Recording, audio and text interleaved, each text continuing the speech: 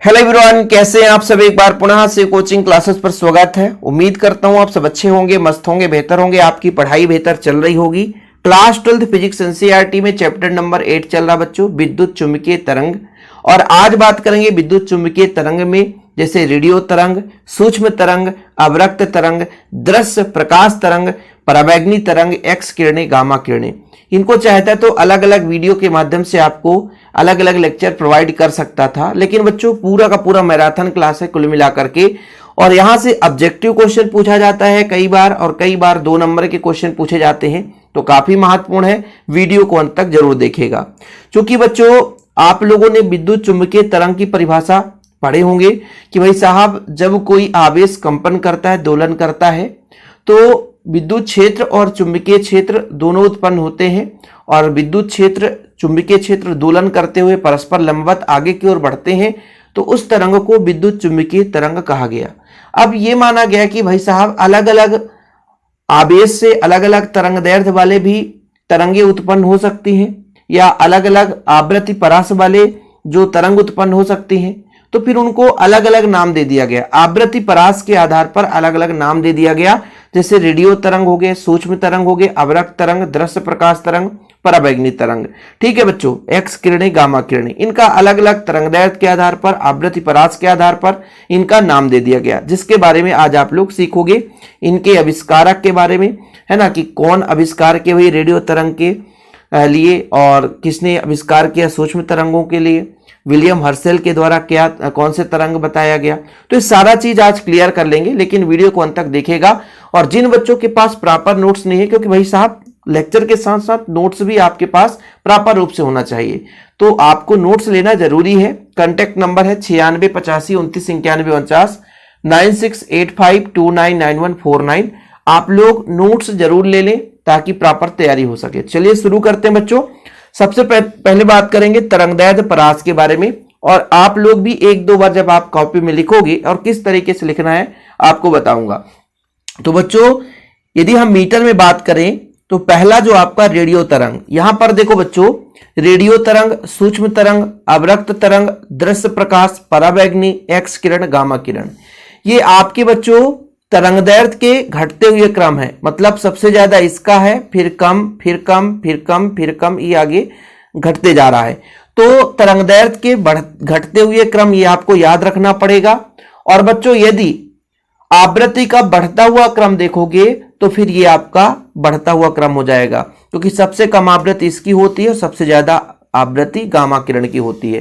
तो कभी कभी 1 नंबर में क्वेश्चन आता है कि विद्युत चुम्बकीय तरंगों के तरंगदैर्ध्य के घटते हुए क्रम के आधार पर विद्युत चुम्बकीय तरंगों के नाम लिखो।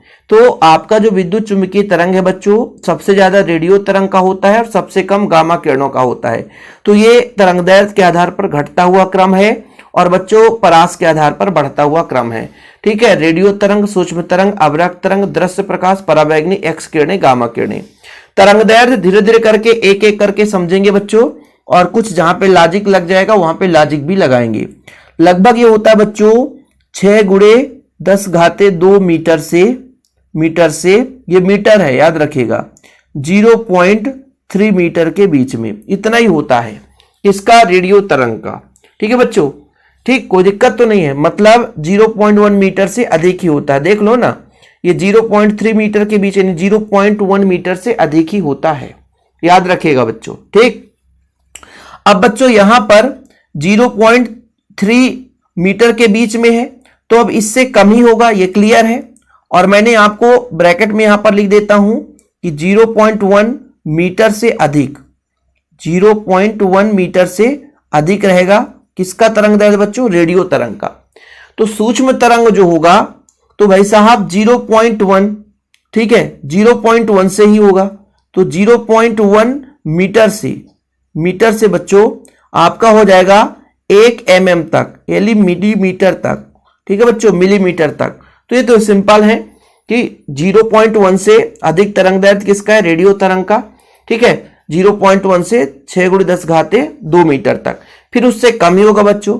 जब आगे आते हैं अवरक्त में, तो अवरक्त में 1 mm से 1 मिलीमीटर से बच्चों लगभग 7 गुणे 10 के घाते -7 मीटर। ये आपका मीटर में है, लेकिन -7 है ना बच्चों, -7 बहुत कम कहलाता है ना, याद रखिएगा, -7 बहुत कम कहलाता है। इसको जब आप mm में चेंज करोगे ना बच्चों, तो 1 mm से लगभग ये 700 mm के बराबर होगा, 700 mm के बराबर होता है। इसको आप चेंज कर सकते हो। तो ये मैंने मिलीमीटर कह दिया, नहीं बच्चों नैनोमीटर होता है, ये नैनोमीटर है, ठीक है। वही तो मैं सोचा, मल्टीप्लाई करके देखा माइंड में, भाई तो ये गड़बड़ लग रहा है, क्योंकि जैसे मीटर में हम 100 का गुणा कर देंगे तो ये सेंटीमीटर में बदल जाएगा, 10 घाते -2 हो जाएगा बच्चों। और इसके बाद यदि 1000 का गुणा करेंगे तो ये तो 700 के बराबर आ ही नहीं रहा है ना, तो ये नैनोमीटर के बराबर होता है लगभग, ठीक है। आप लोग मीटर भी याद कर लो, बस खत्म। अब बच्चों ये आपका 7 × 10 घाते -7 है ना, तो 7 गुणे अगला दृश्य प्रकाश के लिए 7 × 10 घाते -7 मीटर से बच्चों ये हो जाएगा 4 × 10 घाते -7 मीटर। इनके बीच में अंतराल रहता है, यानी 7 में 3 घटाएं बच्चों तो 4, इसके बीच में होता है, यानी 7 × 10 घाते -7 मीटर से कम ही होगा, ज्यादा तो हो नहीं सकता है, ध्यान रखिएगा, ज्यादा तो हो ही नहीं सकता बच्चों, ठीक, ज्यादा तो हो ही नहीं सकता, कम होगा। अब यहां पर हम लेकर चलेंगे कि 4 गुणे पराबैंगनी के लिए बच्चों 4 × 10 घाते -7 मीटर से 6 × 10 घाते -10 मीटर, ठीक है। ये -10 हो गया ना, तो और छोटा वैल्यू आता जा रहा है, -10 का मतलब और छोटा वैल्यू। फिर बच्चों इसका लगभग होता है 10 घाते -8 मीटर से 10 घाते -13 मीटर के बीच में, और ये लगभग समतुल्य होते हैं, ये 10 घाते -10 से लगभग 10 घाते -14 मीटर तक। ये इनका तरंगदैर्घ्य हो गया, घटता हुआ तरंगदैर्घ्य क्रम। तो तरंगदैर्घ्य जिन बच्चों को याद करना है तो कर सकते हैं बच्चों, ठीक है, क्योंकि कभी कभार पूछा जाता है, वैसे हमेशा तो नहीं पूछा जाता। अब हम आवृत्ति के बारे में बात कर लेते हैं कि आवृत्ति इसका होता बच्चों 500 किलो हर्ट्ज, 500 किलो हर्ट्ज से लगभग 1000 मेगा हर्ट्ज, 1000 मेगा हर्ट्ज इसका होता बच्चों, ठीक है। अब ये बढ़ता हुआ क्रम जाएगा, ठीक है। फिर बच्चों ये जो आपका सूक्ष्म तरंग है इसका होता है 3 गीगा हर्ट्ज, 3 गीगा हर्ट्ज से 300 गीगा हर्ट्ज, ठीक है, 300 गीगा हर्ट्ज। फिर बच्चों अवरक्त का होगा 3 गुणे, इसका बहुत ज्यादा होता है, 10 घाते 11 हर्ट्ज से 4 गुणे 10 घाते 14 हर्ट्ज, ठीक है। फिर बच्चों यहीं से स्टार्ट करेंगे, फिर यहां से जैसे यहां से स्टार्ट होगा 4 गुणे 10 घाते 14 हर्ट्ज से बच्चों 7 गुणे 10 घाते 14 हर्ट्ज। फिर यहीं से स्टार्ट करेंगे 7 गुणे 10 घाते 14 हर्ट्ज से 5 गुणे 10 घाते 17 हर्ट्ज, ठीक है बच्चों, ठीक।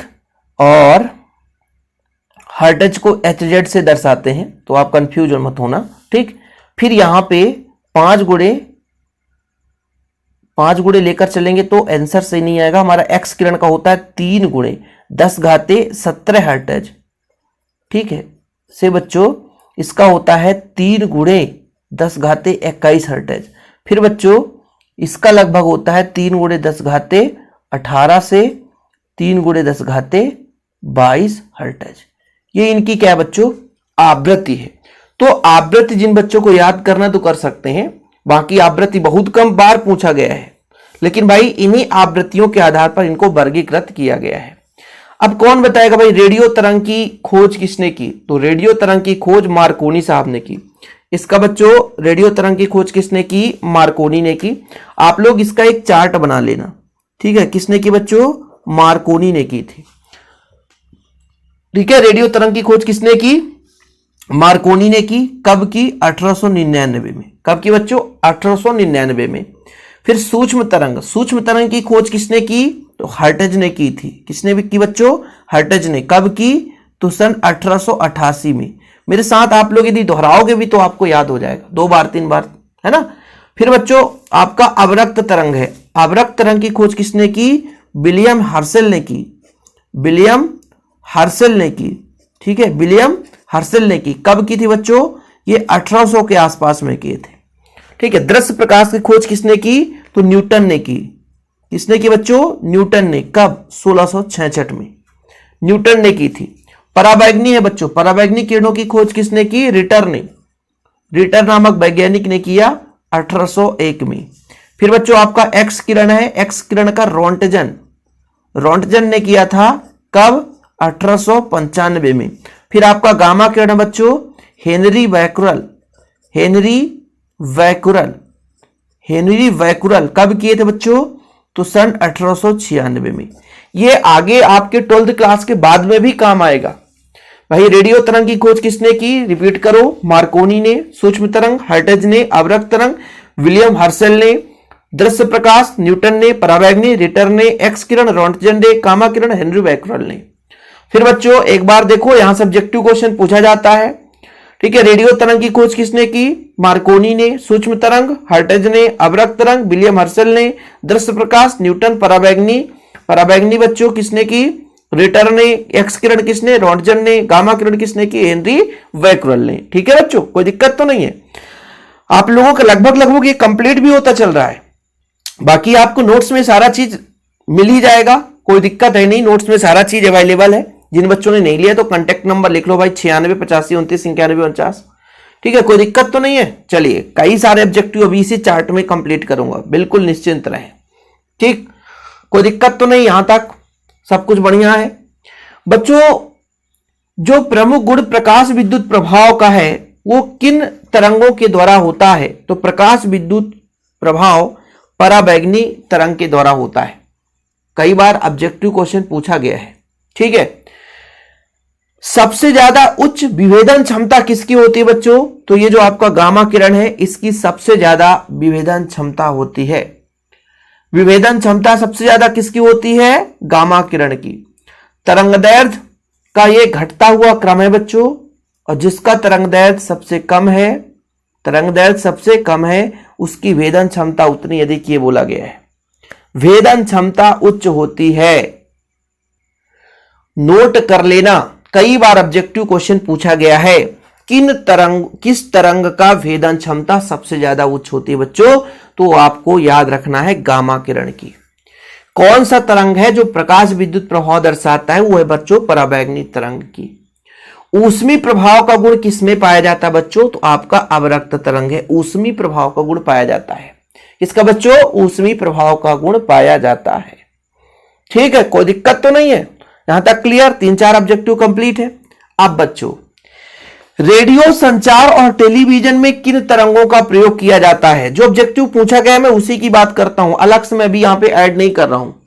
ठीक है, भले ही नोट्स में एक्स्ट्रा चीजें लिखा रहे, लेकिन अभी मैं सिर्फ वही चीज बात कर रहा हूं जो, तो रेडियो तरंग का प्रयोग करेंगे किसमें बच्चों? रेडियो संचार और टेलीविजन में। बहुत इंपॉर्टेंट है, वेरी वेरी वेरी इंपॉर्टेंट है।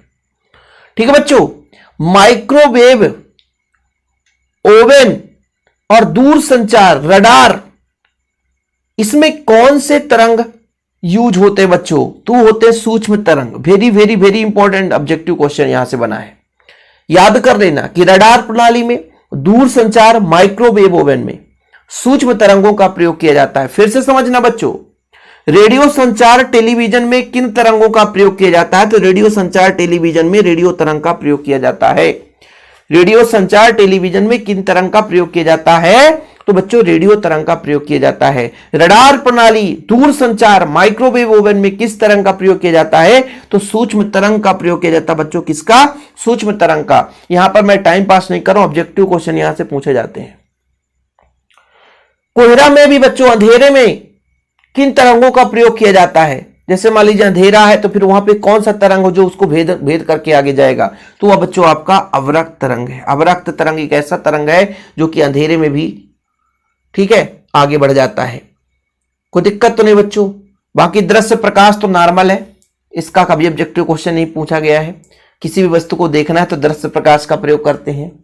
लेकिन खाद्य पदार्थों की सुरक्षा के लिए और फिंगरप्रिंट के लिए कौन से तरंग का प्रयोग करते हैं बच्चों? तो पराबैंगनी तरंगों का प्रयोग किया जाता है खाद्य पदार्थ की सुरक्षा के लिए, खाद्य पदार्थों के परिरक्षण के लिए। फिंगरप्रिंट के लिए कौन सा तरंग उपयोगी होता है? तो होता है बच्चों पराबैंगनी तरंग। कौन सा तरंग बच्चों? पराबैंगनी तरंग होता है। चिकित्सा संबंधी जांच में एक्सरे करवाते हो ना, तो चिकित्सा संबंधी जांच में कौन सा तरंग प्रयोग में लाया जाता है बच्चों? तो एक्स किरणों का प्रयोग किया जाता है, एक्स किरण वाली जो तरंग दैर्ध्य होती है। और कैंसर के इलाज में किसका प्रयोग किया जाता है? तो गामा किरण का प्रयोग किया जाता है। जी हां बच्चों, ये जितना मैंने बताया एक एक पॉइंट महत्वपूर्ण है, एक एक पॉइंट महत्वपूर्ण है। यदि बच्चा अच्छे तरीके से इन चीजों को नहीं समझ रहा है तो समझो एग्जाम में वो पक्का कहीं ना कहीं डिस्टर्ब हो जाएगा भाई, उसका लॉस होगा। तो बच्चों आप लोगों से मैं कहता हूं कि जो चीजें मैं पढ़ाता हूं यार आप लोग टाइम पास मत समझो, ये आपको बोर्ड एग्जाम में मजा आएगा कि हाँ सर ने क्या कराया था। कोई दिक्कत तो नहीं है? फिर से एक बार रिवीजन कर लेते हैं इनके उपयोग के बारे में बच्चों, कि कैंसर के बीमारी के लिए कौन सा तरंग किया जाता है उपयोग? गामा किरणें। सबसे ज्यादा विभेदन क्षमता किसकी होती है? गामा किरणों की। एक्सरे के लिए कौन सा किरण प्रयोग किया जाता है बच्चों? एक्स किरण का। चिकित्सा के क्षेत्र में जांच के लिए किसका प्रयोग किया जाता है? आपका एक्स किरण का। जासूसी में किसका प्रयोग किया जाता है? तो एक्स किरण का बच्चों, ठीक है।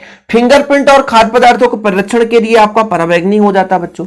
अवरक्त तरंग के बारे में बात करें तो अवरक्त तरंग में हम जैसे धुआं छाया हुआ है, अंधेरा है बच्चों, बिल्कुल, फिर वहां पे कौन से तरंग का प्रयोग करते हैं? तो अवरक्त तरंग का प्रयोग करते हैं। रडार प्रणाली में दूर संचार में किसका? सूक्ष्म तरंग का। और बच्चों रेडियो संचार टेलीविजन में किसका? रेडियो तरंग का प्रयोग किया जाता है। चीजें क्लियर है? कोई दिक्कत तो नहीं है? समझ में आ गया? चलो भाई, चलो अब देख लेते हैं एकदम क्रम से भाई साहब। रेडियो तरंगे, इन तरंगों की आवृत्ति परास 500 किलो हर्ट्ज से 1000 मेगा हर्ट्ज के बीच होता है, जो मैंने बताया है। तरंग दैर्ध्य बहुत कम बार पूछा गया है, इसलिए तरंग दैर्ध्य लिखने की जरूरत नहीं है। और लिखना है तो बच्चों मैंने इसीलिए ये आपको एक एक पॉइंट करके समझा दिया है, ताकि आप लोगों को परेशानी ना होगी, यहां से आप कर सकते हो, ठीक है। रेडियो तरंग कैसे उत्पन्न होता है बच्चों? कि ये तरंगे दोलित्र परिपथों के द्वारा उत्पन्न की जाती है। चालक तार के त्वरित आवेशों के प्रवाह से तरंगे उत्पन्न होती है। शुरुआत में ही बता दिया कि जितने भी विद्युत चुंबकीय तरंग हैं, सभी तरंग अलग अलग स्रोत से उत्पन्न होते हैं, इसलिए इनका तरंग दैर्ध्य भी अलग अलग होता है और आवृत्ति परास भी अलग अलग होता है। भाई आवृत्ति परास के आधार पर ही तरंगों का नाम दिया गया। इसकी तरंग दैर्ध्य इतनी है, विभेदन क्षमता इतनी है बच्चों। जैसे नाभिकीय अभिक्रियाओं के द्वारा कौन सा किरण निकलता है? तो गामा किरण निकलता है, नोट कर लेना। त्वरित आवेश से कौन सा जो आपका चुंबकीय तरंग उत्पन्न होता है, विद्युत चुंबकीय तरंग? तो रेडियो तरंग बच्चों, ठीक है। यहां से एक ऑब्जेक्टिव क्वेश्चन बन सकता है, त्वरित आवेश के प्रवाह से कौन से तरंग बनते बच्चों? तो रेडियो तरंग बनता है। मैं बीच बीच में बताते चलता हूं क्योंकि आपको कंफ्यूजन बना रहेगा। तरंगदैर्ध्य अधिक होने के कारण ये तरंगे विवर्तित हो जाती हैं, मतलब फैल जाती हैं। इन तरंगों का उपयोग रेडियो एवं दूरदर्शन के संचार प्रणाली में किया जाता है। ये आपने नोट कर लिया, ये सारा रिवीजन होगा, बस हो गया। अब जो यहां पे बच्चों केवल रिवीजन चलेगा। सूक्ष्म तरंगे लघु तरंगदैर्ध्य की रेडियो तरंगे होती हैं। इन तरंगों की आवृत्ति लगभग 3 गीगाहर्ट्ज से 300 गीगाहर्ट्ज। अब ये आवृत्ति परास है बच्चों। और तरंगदैर्ध्य कितना होता है? 0.1 मीटर से आपका 1 मिलीमीटर के बीच में, 0.1 मीटर से 1 मिलीमीटर के बीच में होता है। इसको किस प्रकार से उत्पन्न किया जाता है? तो इन तरंगों का उत्पादन विशेष प्रकार के निर्वात ट्यूब जैसे मैग्नेट्रॉन, क्लाइस्ट्रॉन, गन डायोड आदि के द्वारा उपयोग में लाया जाता है, मतलब प्राप्त किया जाता है। अब इनके गुण के बारे में बच्चों, तो गुण के बारे में देख लीजिए कि इन तरंगों का तरंगदैर्ध्य बहुत कम होता है, अतः बड़े आकार के अवरोधों पर भी एक किरणें विवर्तित नहीं होती है और संकीर्ण किरण पुंज के रूप में आगे बढ़ जाती है।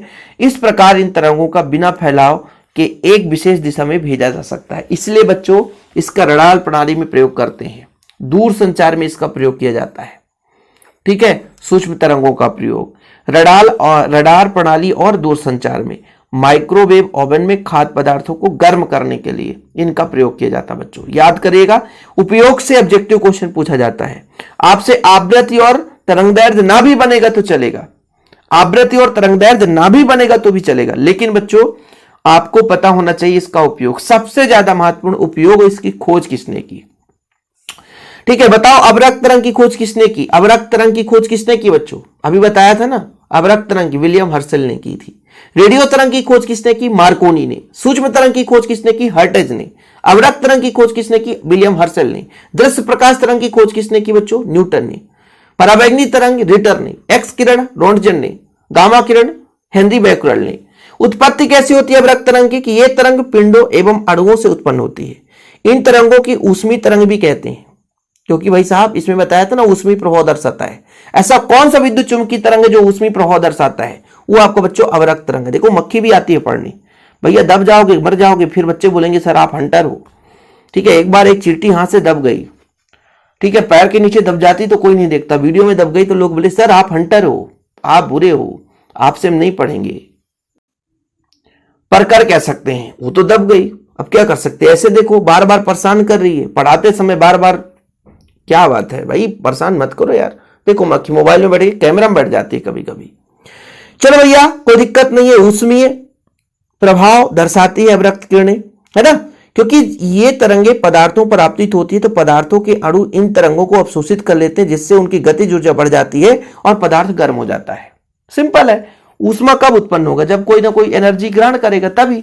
इसके गुण के बारे में बात करें तो ये तरंगे ऊष्मी प्रभाव उत्पन्न करते हैं, ये तो पढ़ लिए सर। तरंगदैर्घ्य अधिक होने के कारण इनका प्रकीर्णन कम होता है, अतः ये तरंगे अंधेरे में धुंध में भी अधिक दूरी तक गमन कर सकती हैं। तो भाई अंधेरे और जैसे धुंध वगैरह जब छा जाता है तो कौन से तरंग का प्रयोग किया जाता है? तो अवरक्त तरंग, क्योंकि थोड़ा दूर तक ये जा सकता है। अवरक्त लैंपों का उपयोग काय चिकित्सा में किया जाता है। इन तरंगों का उपयोग अंधेरे धुंध या रात फोटोग्राफी के लिए किया जाता है। पौधों घरों में पौधों को गर्म रखने के लिए इन तरंगों का प्रयोग किया जाता है। उपग्रहों में लगे अवरक्त संसूचक का उपयोग पौधों की वृद्धि की परीक्षण करने में तथा सैनिक उद्देश्यों के लिए किया जाता है। घरेलू विद्युत उपकरण जैसे टीवी सेट, वीडियो रिकॉर्डर एवं वाईफाई प्रणालियों में रिमोट नियंत्रक में अवरक्त तरंग का प्रयोग किया जाता है। ये इनके उपयोग है बच्चों। ठीक है, चौथा जो आपका दृश्य प्रकाश है, तरंगदैर्घ्य मैंने बता ही दिया था, आवृत्ति बता दिया था, 4 × 10⁻14 से 7 × 10⁻14 तक। और ये बच्चों आपका नैनोमीटर में भी है, 700 नैनोमीटर से 400 नैनोमीटर। ठीक है, आवृत्ति के बारे में बात करें तो ये आपका आवृत्ति है, लिखा हुआ है बार बार, ये तो खोज है भाई साहब। इसको स्रोत कहां से निकलता है? दृश्य प्रकाश। तो दृश्य प्रकाश बच्चों सूर्य से निकलता है, सिंपल है, कुछ है नहीं। विद्युत बल्ब से निकलेगा, मोमबत्ती से निकल जाएगा, ये दृश्य प्रकाश है। दृश्य प्रकाश का उतना क्वेश्चन कभी नहीं पूछा गया है। दृश्य प्रकाश की खोज किसने की बताओ? न्यूटन ने। कब? 1666 में। ठीक है, यहां से क्वेश्चन बहुत कम पूछा जाता है, इसमें ज्यादा परेशान होने की जरूरत नहीं है। प्रकाश विद्युत प्रभाव उत्पन्न करता है, ये नोट कर लेना आप लोग कि कौन सा विद्युत चुंबकीय तरंग प्रकाश विद्युत प्रभाव, तो पराबैंगनी तरंग उत्पन्न करता है यार। प्रकाश विद्युत प्रभाव पराबैंगनी तरंग उत्पन्न करता है ना। अच्छा, यहां पे बोला है कि दृश्य प्रकाश की सहायता से प्रकाश विद्युत प्रभाव उत्पन्न किया जा सकता है। बिल्कुल कर सकते हैं। ठीक है, प्रकाश विद्युत प्रभाव है क्या? जब किसी धातु की सतह पर प्रकाश आपतित किया जाता है तो धातु के सतह से इलेक्ट्रॉन क्या होने लगते हैं? उत्सर्जित होने लगते हैं।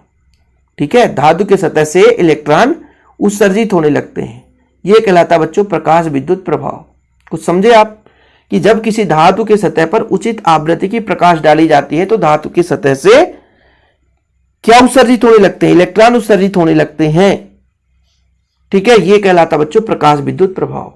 दृश्य प्रकाश की सहायता से वस्तुओं को देखकर ही हम इस जगत के बारे में विभिन्न जानकारियां देख पाते हैं। यानी जैसे अभी ये आपको उजेला दिख रहा है, दृश्य प्रकाश का ही प्रभाव है, नहीं तो ये उजेला ना दिखता बच्चों। चलिए अगला नंबर देखते हैं, पराबैंगनी तरंग। यहां से आप लोगों को मेन रूप से क्या पढ़ना है?